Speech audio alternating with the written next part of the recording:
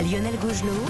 Votre matinale info sur Europe 1. 6h20, l'innovation comme tous les matins avec Anissé Mbida dans votre matinale de l'été. Bonjour Anissé. Bonjour Lionel, bonjour à tous. Alors vous arrivez Anissé avec une nouveauté du côté des glaçons et en plus cette saison, on a trouvé une façon de les rendre plus pratiques, plus sains et surtout réutilisables, c'est ça?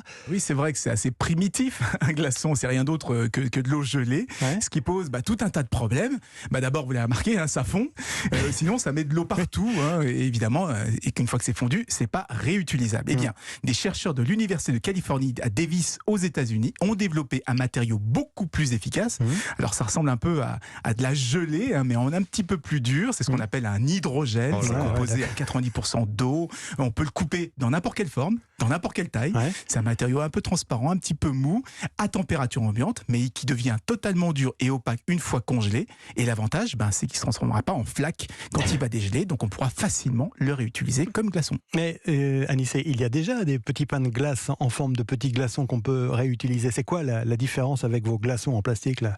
La différence, c'est le plastique, justement. C'est un matériau, là, ils utilisent un matériau qui est composé uniquement de gélatine et d'eau, donc qui est 100% compostable. Et la gélatine peut même être obtenue à partir de déchets alimentaires.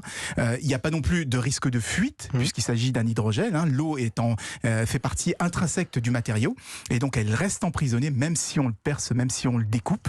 Et enfin, ils font beaucoup moins vite qu'un glaçon ordinaire, ce qui permet de résister et de rester frais beaucoup plus longtemps. Donc il y a pas mal d'avantages. Oui, effectivement. Mais c'est réutilisable à l'infini?